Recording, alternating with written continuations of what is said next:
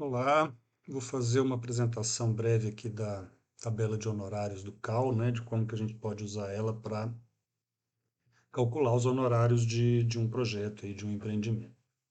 Então, isso aqui é a tela inicial. Aqui a gente tem alguns parâmetros que são gerais. Esses parâmetros eles dizem respeito a custos e despesas, né, e questões específicas do escritório. Então, dizem respeito a, por exemplo, a encargos sociais, então, em função de funcionários que a gente tenha, né, na empresa. Então, considera aí valores com custos de vale transporte, ticket de alimentação. Então, isso aqui você pode customizar, né, isso pode ser editado para refletir a realidade da sua empresa. Aqui, como a gente ainda está numa situação hipotética, vamos deixar esses valores padrão. A gente pode até tentar simular. Eu fiz essa simulação aqui de diminuir um pouco esses valores, né, para refletir às vezes uma realidade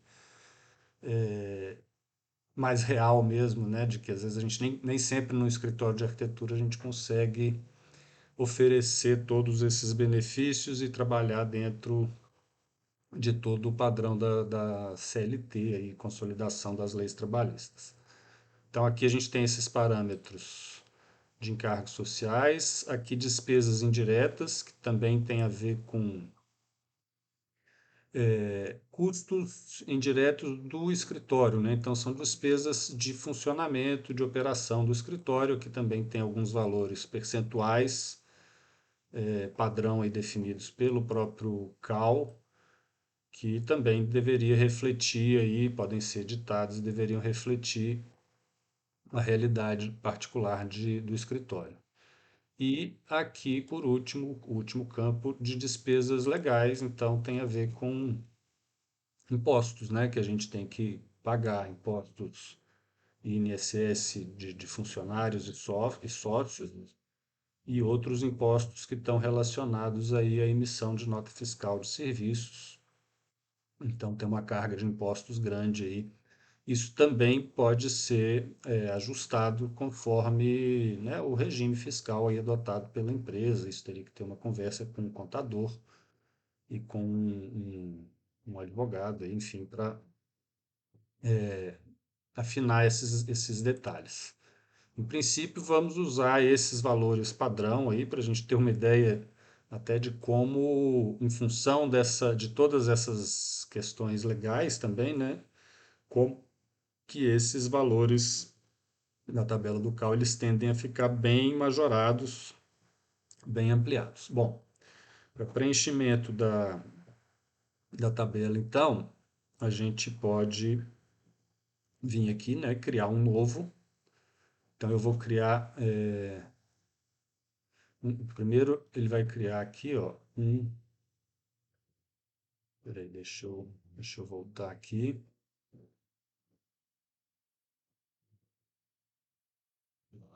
Eu voltei aqui, né, que é essa aqui, que é a tela inicial. Aqui a gente tem esses parâmetros, né, que eu mostrei agora.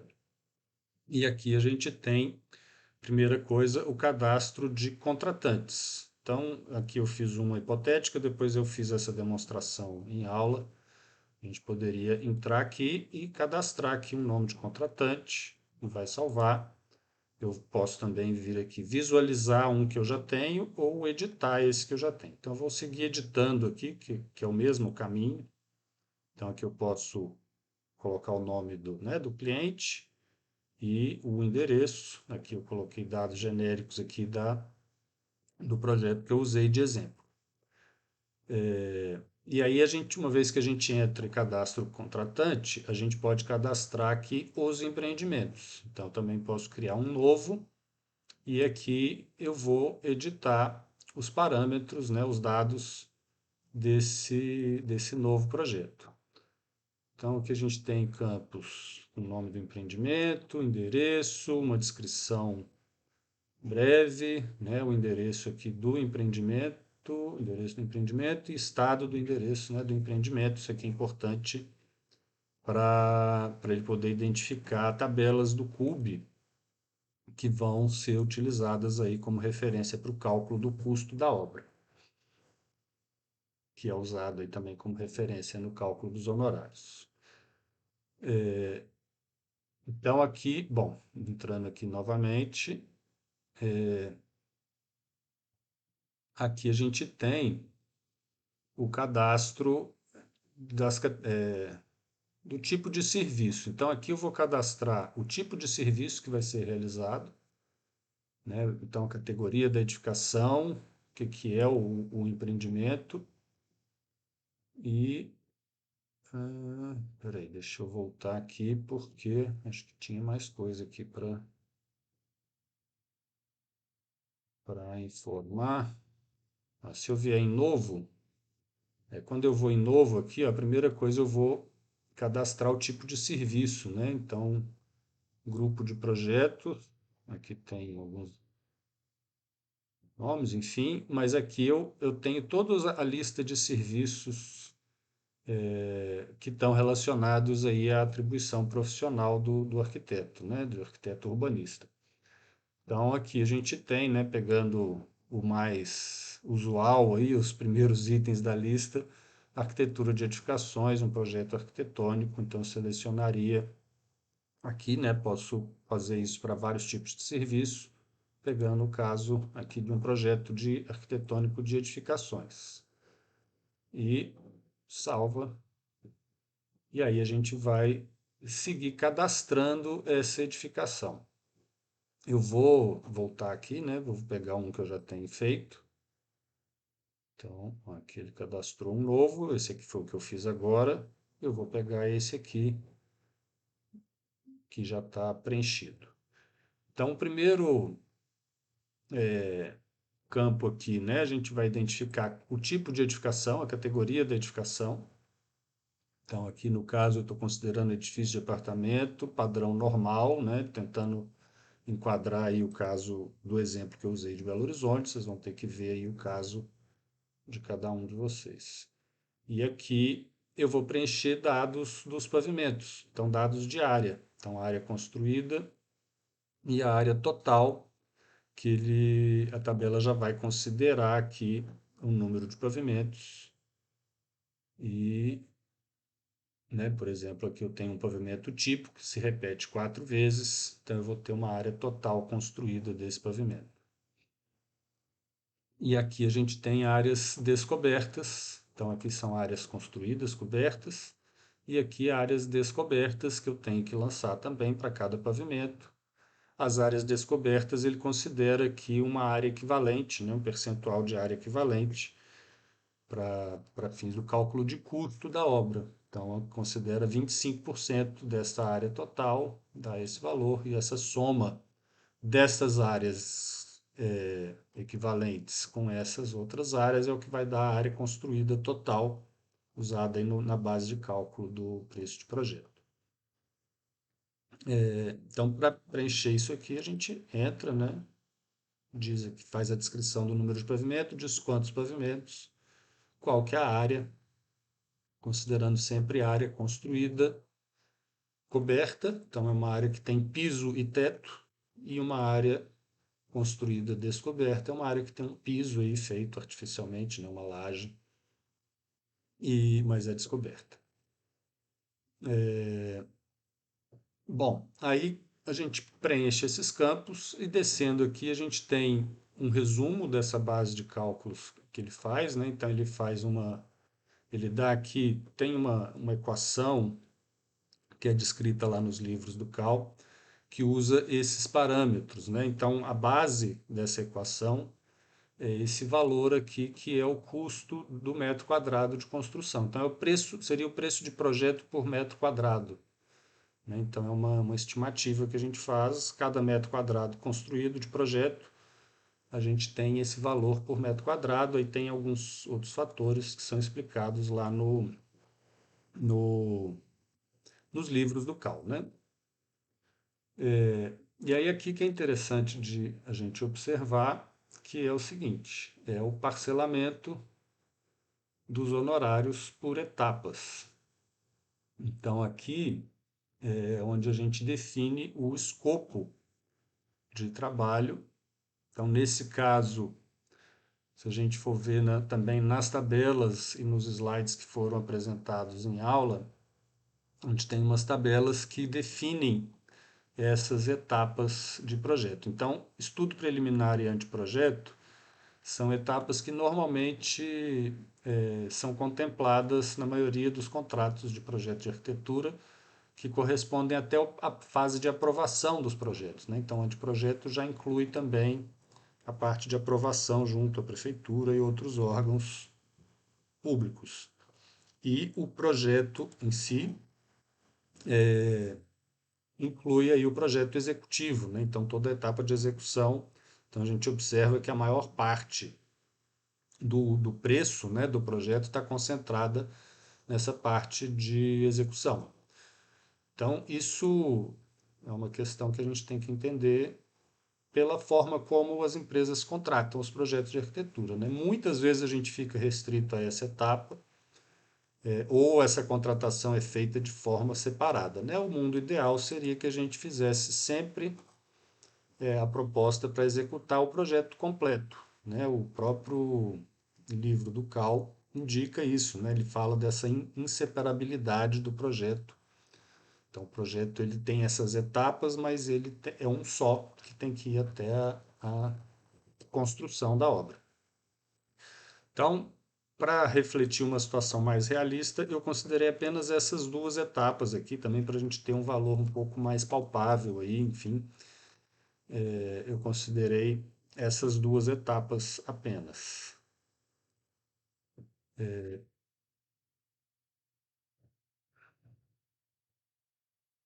Então, aqui ó, a gente entra nesse detalhamento, né? Então, ele vai definir aqui os percentuais. Então, isso aqui é um percentual que considera em relação ao projeto completo, né? Teria que, se eu for incluir só esses dois serviços em uma proposta, eu vou ter que recalcular isso aqui considerando esta soma, né?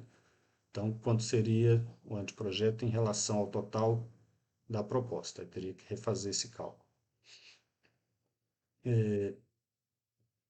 E aqui tem um campo para a gente poder lançar outros serviços, né, que às vezes são subcontratados, né, por exemplo, um levantamento topográfico, se às vezes ele ficar por responsabilidade do projeto, ou uma consultoria, ou algum trabalho técnico específico que seja necessário junto do desenvolvimento do projeto. Nesse caso aqui, só para dar exemplo, eu considerei um estudo de viabilidade técnico e legal que corresponderia a essa atividade que foi feita, né, de analisar a viabilidade de um empreendimento.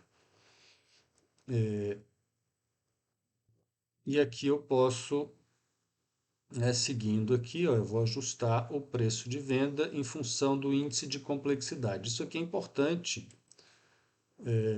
tem descrito também nos livros do Cal, e aqui tem uma explicação rápida, né, o que, que seria esse grau de complexidade, né, esses índices que são definidos em função da complexidade do projeto mesmo. Então, baixo é né, em termos de quantidade de especialistas, se envolve até 5 especialistas, é um nível baixo, foi o que eu considerei aqui. Quantidade de aprovações, né, em órgãos de prefeitura, então o número de aprovações define a complexidade, né, enfim, o trâmite burocrático que vai ter. Então, quantas etapas e quantas instâncias de aprovação que a gente vai ter no processo de projeto, enfim. E tem outros parâmetros, sempre tem aqui essa interrogaçãozinha para poder dar uma pista do que a gente deve considerar. Isso aqui faz bastante diferença, então preenchem isso aqui de forma coerente aí com o projeto de vocês.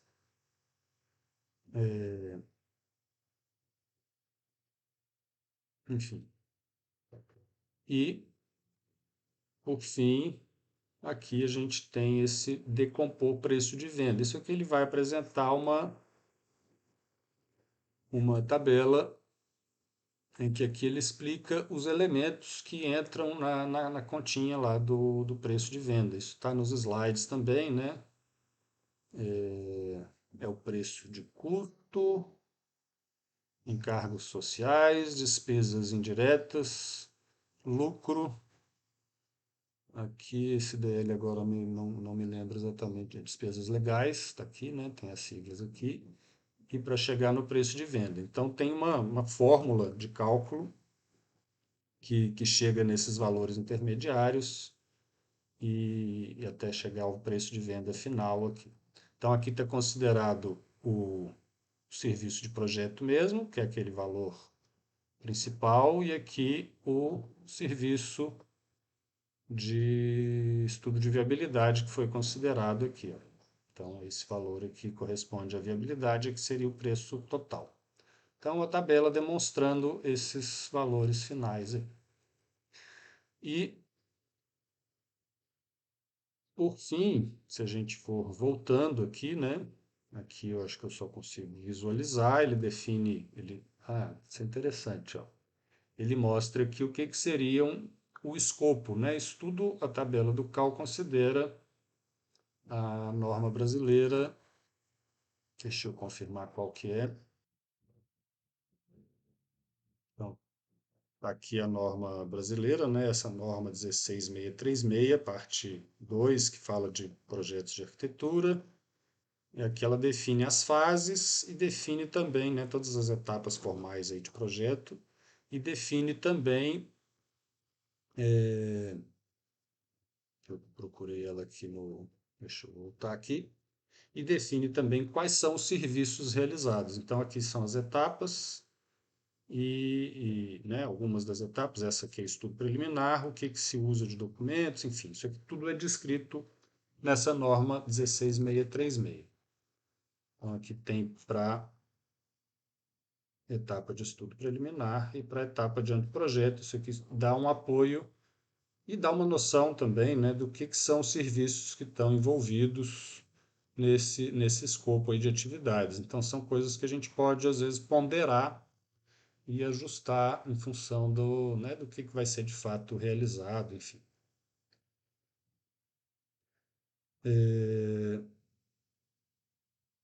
Então, aqui para lançar esses custos, né? Então, aqui a gente lança basicamente o tipo de unidade, acho que a gente não precisa fazer isso agora. E, por fim, para finalizar aqui, a gente pode emitir esses relatórios. Esses relatórios aqui ajudam a entender um pouco o que foram os resultados desse cálculo aí que a gente fez. Então, vocês podem fazer um relatório. Aí tem que explorar aqui o que são os resultados que ele apresenta. Tem um relatório de escopo, que vai falar daquilo que eu mostrei agora. Esse de parcelamento por etapas, enfim. Deixa eu ver se eu tenho esses relatórios aqui, ó. Tem um relatório aqui que é uma planilha do Excel. Então ele coloca aqui alguns dados, né? Enfim, é um resumo daquilo que foi feito, calculado na tabela. A gente pode adotar isso numa, né, adaptar isso para alimentar uma planilha de projetos, de planejamento de projetos que a gente tenha do próprio escritório. Então, ele dá alguns relatórios aqui para a gente poder analisar mais a fundo, e outros relatórios aqui também que eu já baixei, ó, um relatório sintético, então faz né, uma definição aqui do escopo, parcelamento, honorários, enfim, uma coisa mais básica. E tem um outro, enfim, tem algum, isso aqui, quanto mais aprofundado, mais detalhado, ele já, né, são dados que estão lá naquela tabela do Excel também, enfim. Então, isso para a gente poder filtrar aí algumas informações que são importantes. Então, é isso, para fazer esse, esse cálculo aí de honorários, para a gente começar a ter contato também com esse universo de dimensionamento, né, de precificação em projetos que envolvem aí várias questões complexas, né? Para a gente ter um primeiro contato com isso.